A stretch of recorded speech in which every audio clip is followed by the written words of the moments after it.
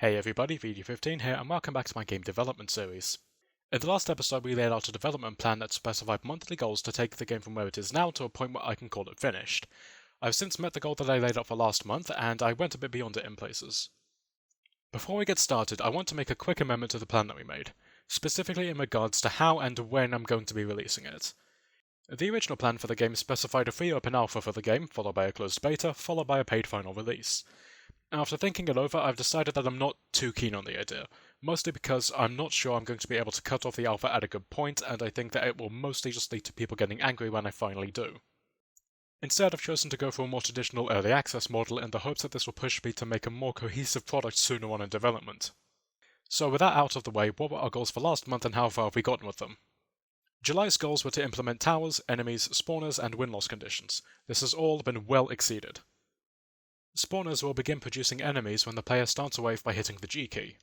The number of enemies spawned depends on the wave number, and the wave ends when all of the enemies have been spawned and there are no more enemies on the field. The tower will rotate towards any enemies that are within a certain range and fire a projectile at them similar to that of the players. If any projectile hits an enemy, then they are simply deleted from the game. If the enemy hits the objective's health is decreased by 1 and the enemy is deleted from the game. The objective starts with 5 hit points, and if it reaches 0 at any point, then the game is lost. If the player survives 3 waves without any objective hitting 0, then the game is won. Though there's no actual way of knowing whether any of this has happened except for the title of the window changing. Not only has this all been done, but I've also met about half the goals that I made for August, which makes sense because we're about halfway through August by the time I'm making this. I've implemented a basic user interface, multiple waves, camo movement, enemy player collision, and maps are now being loaded from a file. None of these were goals that were set for July. This means that I'm actually well ahead of schedule now. In fact, the only original goal left for August is resource management, and I don't think that's going to take me too long, so I might as well take on some goals from other months now. Looking to September's goals, I want to replace all of the placeholder assets that I'm currently using. These things have been bothering me a lot, because any time I've been meaning to demo the game to someone, I'm just stuck thinking to myself, this thing looks terrible. I have a general idea of the look that I want to go for, so it's basically just a matter of actually making the textures. I also want to implement proper enemy AI. Right now all the enemies are just set to move left until they hit something regardless of what's in the way, and obviously this isn't going to lead to much interesting gameplay. Before I go any further, I want to decide how the player and the enemies are going to interact with the map, as this is basically what all gameplay is going to circulate around. These decisions are going to dictate where towers can be placed and how the player and enemies can move around the map. I feel that it'll be good to take a look at how other tower defense games do this, namely Bloons, Dungeon Defenders, Sanctum, and Orcs Must Die. Now, right out of the gate, the Bloons games don't have a player character. Instead, it all relies on the towers to do all the damage. Enemies move on a fixed path, and towers can be placed pretty much anywhere that's not directly on it. I do have my fair share of problems with this, however. Whenever I play Bloons, I find myself fussing about packing my towers together in as closely as possible in order to maximize space along the path. I'm someone who obsesses over this sort of stuff a lot, and I find it to be a detriment to the whole experience whenever I play.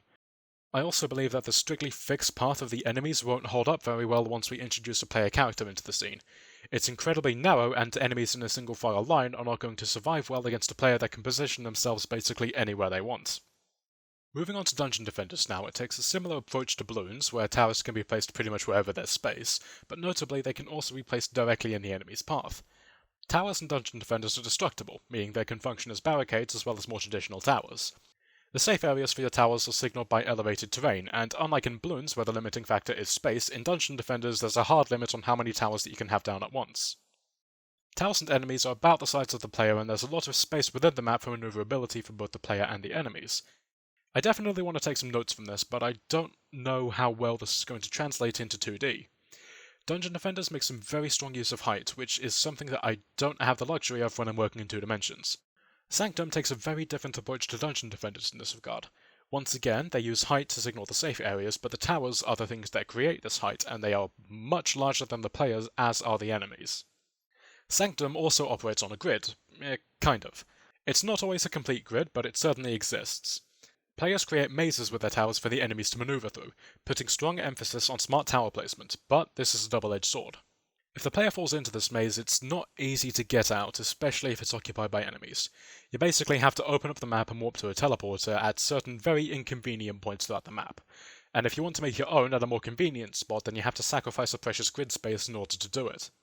An easy solution to this is to just make the player jump higher, or take the sequels approach and size everything down to the point where you can jump it normally. I certainly like the idea of making your own mazes, but I don't like how this also affects the player equally, especially where movement is going to be restricted in my game by the complete absence of a jump. One option to resolve this might be to allow the player to walk through the walls that are formed by the towers, but not the enemies. I don't like this for one simple reason. If the player is blocked by the enemies and the enemies are blocked by the wall, then the player should also be blocked by the wall. Things don't just go incorporeal because it's convenient. Looking now to Orcs Must Die, I immediately don't like how this game treats its towers. Let's just get that out of the way. The tower in Orcs Must Die are on a grid that is much larger to the player, similar to Sanctum, but most of the towers here are nothing more than traps that the enemies run through as opposed to offensive units in and of themselves. However, this does lead to something interesting. They're completely passable to both the player and the enemies, allowing for a lot of space for the player to move about, and while this is definitely a positive, I don't know if this was worth the price paid for limiting the style of all the towers. So what can we take away from this? Mobility is definitely one of the most important factors for me. Mobility can make or break a shooter game, and getting stuck on corners all the time will be downright infuriating to anyone playing. I want to keep the grid for simplicity's sake, but I also want to keep the open spaces and wide variety of environments from Dungeon Defenders. I know that this wasn't one of the things that we were looking at, but Dungeon Defenders easily has the best map variety out of all the games listed above, and it's something that I really want to emulate, but I don't know how well I'm going to be able to do so in 2D. Towers that are too big are overwhelming and a pain to get around, but are nice for navigating on top of.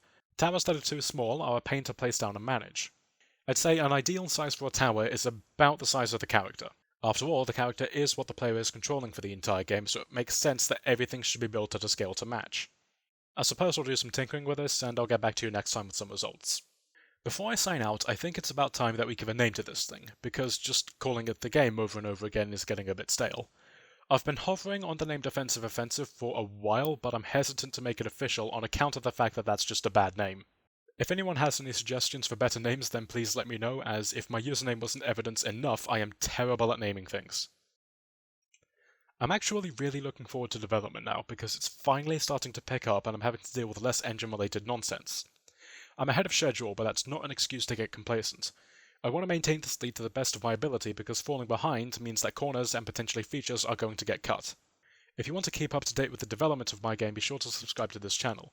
I'll be posting regular update videos like this one where I talk about where development is and the direction it's heading in. If you'd like to follow me outside of YouTube, I have various forms of social media linked in the description where you can talk to me directly. Other than that, I'm VD15 and I'll see you next time.